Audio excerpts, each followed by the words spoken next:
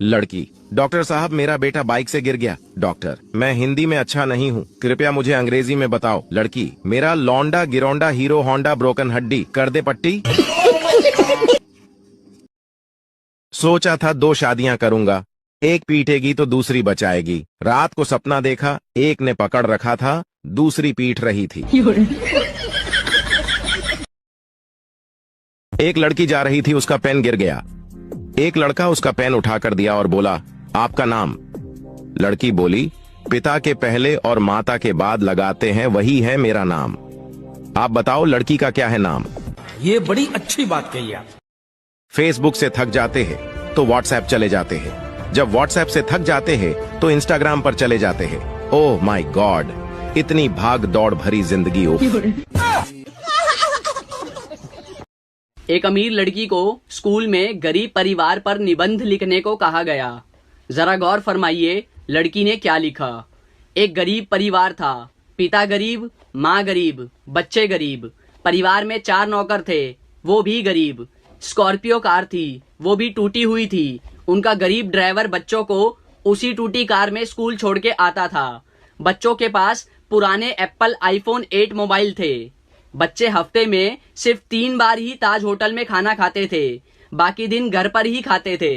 घर में सिर्फ 2 ही एसी थे और वो भी सेकेंड हैंड। सारा परिवार बड़ी मुश्किल से ऐश कर रहा था।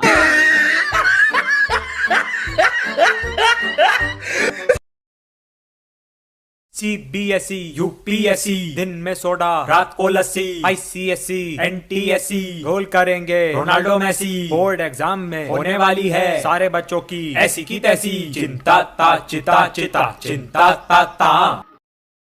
एक रात एक चोर एक घर में घुसा, दरवाजा खोला तो एक बूढ़ी औरत सो रही थी। खटपट की आवाज से उसकी आंखें खुल गईं। चोर घबरा गया, लेकिन बुढ़िया बोली, डरो मत बेटा, लगता है किसी मजबूरी के कारण तुम ऐसा काम कर रहे हो। कोई बात नहीं, अलमारी में एक तिजोरी है, उसमें का सारा पैसा और गहना तुम चुपचाप ले जाना, लेकिन पहले मेरे पास आकर बैठो। मैंने अभी अभी एक सपना देखा है, वह सुनकर जरा मुझे उसका मतलब तो बता दो। चोर बुढ़िया की बातों में आ गया और चुपचाप जाकर उसके पास बैठ गया। बुढ़िया ने कहा, बेटा मैंने देखा कि मैं एक जंगल में खो गई हूँ। तभी एक कौवा मेरे पास आया और उसने 3 बार जोर जोर से बोला, पिंटू पिंटू पिंटू। बस फिर सपना खत्म हो गया और मेरी आंखें खुल गईं। जरा बताओ इसका क्या मतलब हुआ। चोर सोचने लगा। इतने में बुढ़िया का बेटा पिंटू अपना नाम जोर जोर से सुनकर उठ गया और अंदर आकर चोर को जमकर पीटा। बुढ़िया बोली, बस करो, अब मत मारो। चोर बोला, नहीं नहीं, मुझे और मारो, ताकि मुझे आगे से याद रहे कि मैं एक चोर हूँ, सपनों का मतलब बताने वाला नहीं। एक बूढ़ी औरत 2 लाख रुपए जमा करने बैंक जाती है। मैनेजर ने बुढ़िया से पूछा, इतने पैसे आपके पास कहाँ से आए? बुढ़िया बोली, मैं शर्त लगाती हूँ कि आपको भी शर्त लगानी है। मैनेजर बोला, नहीं। बुढ़िया ने कहा, वैसे भी आप मुझसे शर्त नहीं जीतेंगे। मैनेजर को गुस्सा आया और वह शर्त लगाने के लिए तैयार हो गया। बुढ़िया बोली, शर्त यह है कि कल सुबह 10 बजे मैं आपको 2 थप्पड़ मारूंगी और आपका पूरा शरीर हरा हो जाएगा। अगर ऐसा नहीं हुआ तो मैं आपको 10,000 दूंगी, और यदि ऐसा हो गया तो आप मुझे 10,000 रुपए देंगे। मैनेजर सोचा, ऐसा संभव थोड़ी है। उसने शर्त मान ली। अगले दिन बुढ़िया अपने वकील के साथ बैंक पहुंची और शर्त के अनुसार उसने मैनेजर को जोर से 2 थप्पड़ मारे। इतने में वकील दीवार से सिर पीटने लगा। मैनेजर ने बुढ़िया से पूछा, ये आपके वकील को क्या हो गया? बुढ़िया मुस्कुराते हुए बोली, मैंने इससे 20,000 रुपए की शर्त लगाई थी कि आज सुबह ठीक 10 बजे मैं बैंक के मैनेजर को 2 थप्पड़ मारूंगी।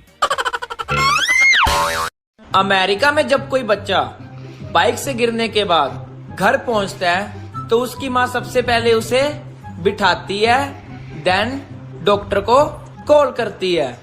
और जापान में जब कोई बच्चा बाइक से गिर जाता है तो उसकी माँ सबसे पहले उसके फ्रैक्चर चेक करती है और फ्रैक्चर चेक करने के बाद उनपे बैंडेज करती है। और जब मैं बाइक से गिरता हूँ तब माँ, हाँ बेटा, मैं बाइक से गिर गया। क्या?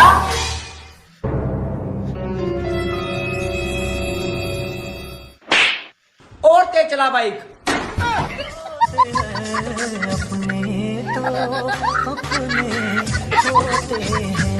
दोस्तों, एक बार एक राजा के राज्य में महामारी फैल गई। चारों ओर लोग मरने लगे। एक रात राजा को एक सपना आया कि हे राजा, तुम्हारी राजधानी के बीचों बीच जो पुराना सूखा कुआं है, अगर अमावस्या की रात को राज्य के हर घर से एक एक बाल्टी दूध उस कुएं में डाल दिया जाए तो अगली ही सुबह ये महामारी समाप्त हो जाएगी। राजा ने अगले दिन पूरे राज्य में यह घोषणा करवा दी कि महामारी से बचने के लिए अमावस्या की रात को हर घर से कुएं में एक एक बाल्टी दूध डालना जरूरी है। अमावस्या की रात जब लोगों को कुएं में दूध डालना था, उसी रात राज्य में रहने वाली एक कंजूस बूढ़ी औरत ने सोचा कि सारे लोग तो कुएं में दूध डालेंगे, अगर मैं एक बाल्टी पानी डाल दूं तो किसी को क्या पता चलेगा। उस कंजूस औरत ने रात में चुपचाप एक बाल्टी पानी कुएं में डाल दिया। अगले दिन जब सुबह हुई तो महामारी समाप्त नहीं हुई। राजा ने जब कुएं के पास जाकर इसका कारण जानना चाहा तो उसने देखा कि सारा कुआं पानी से भरा हुआ है। दरअसल दोस्तों, ऐसा इसलिए हुआ क्योंकि जो विचार उस बूढ़ी औरत के मन में आया था, वही विचार सभी लोगों के मन में आ गया और सबने कुएं में दूध की जगह पानी डाला। दोस्तों, बात सिर्फ इतनी सी है कि जब भी कोई ऐसा काम आता है जिसे बहुत सारे लोगों को मिलकर करना होता है, तो अक्सर हम अपनी जिम्मेदारियों से यह सोचकर पीछे हट जाते हैं कि कोई न कोई तो कर ही देगा।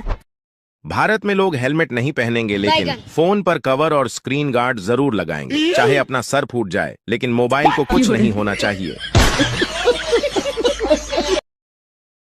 एक बच्चे का जन्म होने वाला था। जन्म से कुछ समय पहले बच्चा भगवान से बोला, हे प्रभु, मैं इतना छोटा हूँ, खुद से कुछ कर भी नहीं पाता, भला मैं पृथ्वी पर कैसे रहूंगा? मुझे कहीं नहीं जाना, मुझे अपने पास ही रहने दीजिए। भगवान बोले, हे बालक, मैंने तुम्हारे लिए एक फरिश्ता चुना है, वो तुम्हारे लिए मुस्कुराएगा भी और तुम्हारा ख्याल भी रखेगा। बच्चा बोला, जब लोग मुझसे बात करेंगे तो मैं समझूंगा कैसे? मुझे तो उनकी भाषा भी नहीं आती। भगवान बोले, तुम्हारा फरिश्ता तुमसे मधुर शब्दों में तुमसे बात करेगा, वो तुम्हें चलना बोलना और प्रार्थना करना भी सिखाएगा और वो तुम्हें सभी बुरे लोगों से बचाएगा, भले ही उसकी जान ही क्यों न चली जाए। इस बीच पृथ्वी से किसी के कराहने की आवाज सुनाई दी। बच्चा समझ गया कि अब उसे जाना होगा। बच्चा बोला, हे ईश्वर, मेरे जाने का समय हो गया है, कृपया करके मुझे उस फरिश्ते का नाम बता दीजिए। भगवान बोले, तुम नाम जानकर क्या करोगे? बस इतना जान लो, तुम पृथ्वी पर उसे माँ कहकर बुलाओगे तो बस अपनी प्यारी माँ के लिए एक लाइक करके सब्सक्राइब कर दो।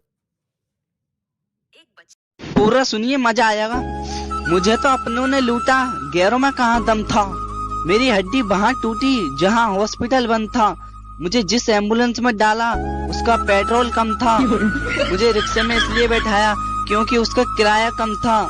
मुझे डॉक्टरों ने उठाया, नर्सों में कहाँ दम था। मुझे जिस बेड पे लेटाया उसके नीचे बम था। मुझे तो बम से उड़ाया, गोली में कहाँ दम था। और मुझे सड़क में दफनाया क्योंकि कब्रिस्तान में फंक्शन था।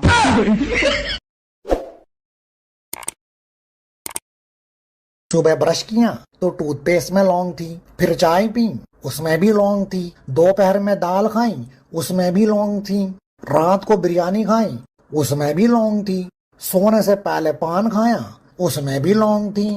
अरे तो कहना क्या चाहते हो? It's been a long day.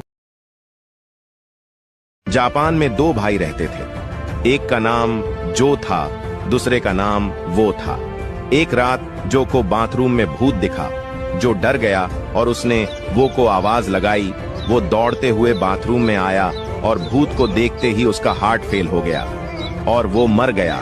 बस उसी दिन से कहावत हो गई, जो डर गया वो मर गया। दुख क्या है? 7 बजे नींद खुले और पता चले अब वापस नहीं सोना। खुशी क्या है? रात को 2 बजे नींद खुले और पता चले कि अभी 5 घंटे और सोना है। डबल खुशी क्या है? रात को नींद खुले और पता चले कल तो छुट्टी है। होली पर इतने भी पुराने कपड़े मत पहन लेना कि कोई रंग लगाने की बजाय रोटी देकर चला जाए। एक माँ ने अपने बच्चे से मार्कशीट मांगी। बच्चे ने मार्कशीट दिखाई जिसमें उसे गणित में 100 में से 90 अंक प्राप्त हुए थे। माँ ने मार्कशीट देखी और उसे जोर जोर से पीटने लगी। फिर बोली, तुम कब से इतने समझदार हो गए? जरूर तुमने 9 के 90 करे हैं। 0 अपने आप पढ़ाते हो। बोल बोल कर बस उसे पीटे ही जा रही थी और बच्चा बेचारा रोए जा रहा था। बच्चा हाथ जोड़ जोड़ कर बोल रहा था कि माँ मैंने 0 नहीं बढ़ाया, मगर माँ कुछ सुनने के मूड में नहीं थी और उसे बस पीटे ही जा रही थी। 3 साल बाद माँ ने अपने बच्चे से फिर से पूछा कि सच सच बताओ तुमने 0 बढ़ाया था? बच्चे ने कहा नहीं माँ मैंने 0 नहीं बढ़ाया था। माँ ये सुनकर फिर से गुस्सा हो गई और बच्चे को पीट कर चली गई। फिर बच्चा रोते हुए बोला कि दोस्तों मैंने 0 नहीं बढ़ाया था, मैंने तो 0 के आगे 9 बढ़ाया था। और ये बात दूर खड़ी माँ ने सुन ली और आगे क्या हुआ आप देख ही सकते हैं। When you study, you pass. And when you pass, you get happy. And when you get happy, you play. And when you play, you get tired. And when you get tired, you get sick. And when you get sick, you die. So don't study. Pintu एक बार अपने घर की light सुधार रहा था, तभी उसके ऊपर बिजली का तार गिर गया। पिंटू तड़प तड़प कर मरने ही वाला था कि अचानक उसे याद आया कि बिजली तो सुबह से बंद है। वापस उठकर हंसते हुए बोला, साला याद नहीं आता तो आज मर ही जाता।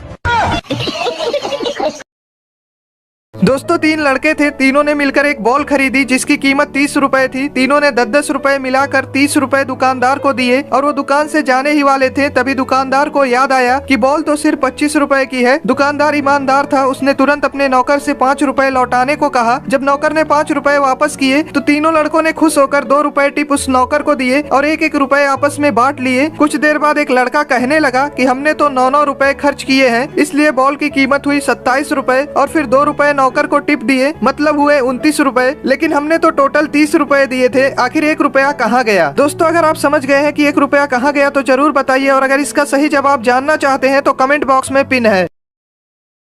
दोस्तों 2 लड़के लड़की शादी करना चाहते थे, लेकिन लड़की का बाप चाहता था कि शादी ना हो, इसलिए उसने लड़के के सामने एक शर्त रखा कि अगर बारात में कोई भी बूढ़ा आदमी आया तो शादी नहीं होगी। लड़के ने मजबूरी में शर्त मान ली। जब बारात लड़की के घर जाने के लिए निकलने वाली थी, तभी लड़के के नाना ने कहा मैं भी जाऊंगा बारात। लोगों ने समझाया कि अगर आप गए तो शादी नहीं होगी। नाना बोले चाहे कुछ भी हो लेकिन मैं जाऊंगा। लोगों ने फैसला किया कि बूढ़े नाना को डिग्गी में बैठा लो, लेकिन उन्हें बाहर मत निकालना। नाना को डिग्गी में डाल दिया गया। जब बारात पहुंची तो लड़की के बाप ने फिर से टांग अड़ा दी और लड़के से कहा शादी तभी होगी जब तुम पास के इस तालाब से पानी की जगह दूध बहवा दो। बारातियों ने कहा यह तो पॉसिबल नहीं है। बारात वापस आने लगी, तभी नाना ने डिग्गी से आवाज लगाई, बस इतनी सी बात के लिए तुम सब वापस जा रहे हो? जाओ जाकर लड़की के बाप से कह दो कि हमने दूध का इंतजाम कर लिया है, आप तालाब का पानी खाली करा दो।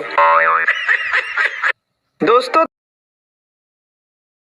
भारत पाकिस्तान के बीच जो लड़ाई हुई उसमें कुछ भी अच्छा नहीं हुआ, लेकिन एक चीज जो अच्छी हुई वो ये हुई कि हमें पता चल गया हमारे देश के लिए कौन कौन वफादार है। इस 6 दिन की लड़ाई में भारत के हर नागरिक ने इंडियन आर्मी का बहुत साथ दिया, पर एक सेक्शन और था ऐसा जिसने पूरे भारतीयों का साथ दिया, वो थे हमारे इन्फ्लुएंसर्स। हाँ, इस लड़ाई में हमारी इंडियन मीडिया ने काफी झूठी खबरें फैलाई, लेकिन अगर हमारे इन्फ्लुएंसर्स नहीं होते तो हम भी पाकिस्तान की तरह झूठी बातों में उलझ कर रह जाते। लोगों ने मीडिया से ज्यादा वीडियो क्रिएटर्स की सुनी। लिटरली पाकिस्तानी एक्टर्स हारने के बाद भी विक्ट्री परेड निकाल रहे हैं, पर हमारे एक्टर्स तो सारे चुप रहे और कुछ इन्फ्लुएंसर्स भी चुप रहे ताकि उनकी ऑडियंस न चली जाए। पर जो बोले उन्होंने हमें एक हौसला दिया और ऐसे वक्त में हिंदू मुस्लिम करने से रोका। एक नया फोन लेकर उसकी अनबॉक्सिंग वीडियो बना देना, चाची को साड़ी दिला देना या फिर वीडियो कॉल पे एक दूसरे को गाली दे देना। अगर तुम्हारी नजर में कंटेंट इसे कहते हैं तो जाकर प्यार से फॉलो करो। पर चलो आओ थैंक्स बोलते हैं उन लोगों को जिन्होंने ऐसे वक्त में हमारे देश का साथ दिया। कमेंट्स में उस इन्फ्लुएंसर को, उस वीडियो क्रिएटर को टैग जरूर करना जिसने आपको सबसे ज्यादा होगी, जिसकी वीडियो आपने सबसे पहले देखी और जिसने आपको सही इन्फॉर्मेशन दी। भेज दो सबको ये वीडियो।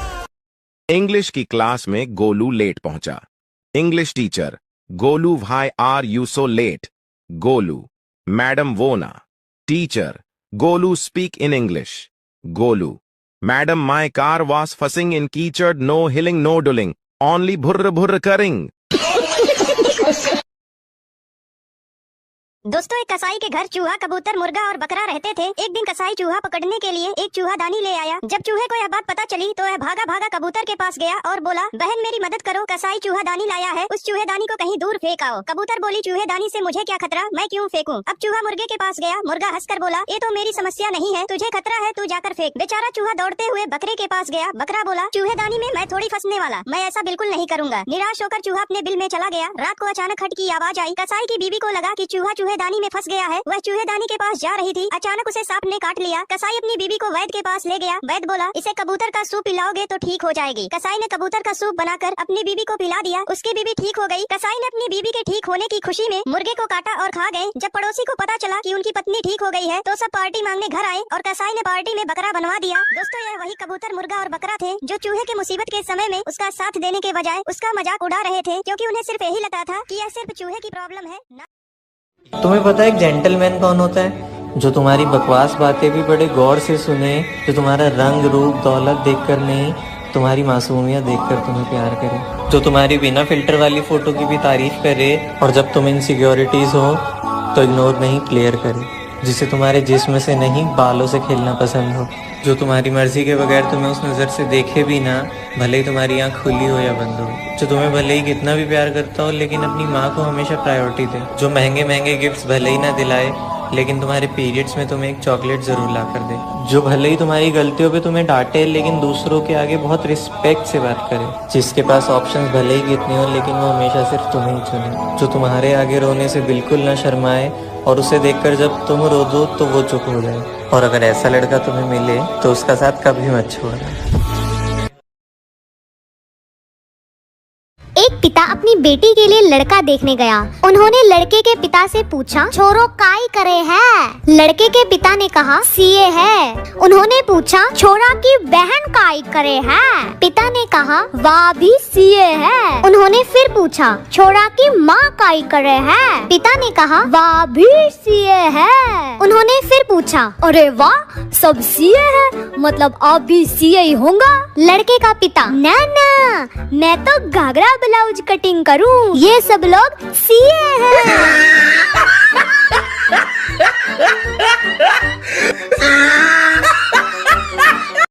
एक लड़का एग्जाम हॉल में बैठा था। पेपर बहुत टफ था। वह चीटिंग करना चाहता था लेकिन एग्जामिनर बहुत स्ट्रिक्ट था। थोड़ी देर बाद लड़के ने एग्जामिनर को अपने पास बुलाया और उसके कान में कुछ फुसफुसाया। एग्जामिनर चुपचाप जाकर चेयर पर बैठ गया और वहीं बैठा रहा। सभी छात्रों ने खूब चीटिंग की। एग्जाम खत्म हुआ तो सभी ने बाहर आकर उस लड़के से पूछा, भाई तूने एग्जामिनर को ऐसा क्या बोला कि वो चेयर से उठे ही नहीं? वह लड़का शर्माते हुए कहा, मैंने बोला था सर, पीछे से आपकी पैंट फटी है।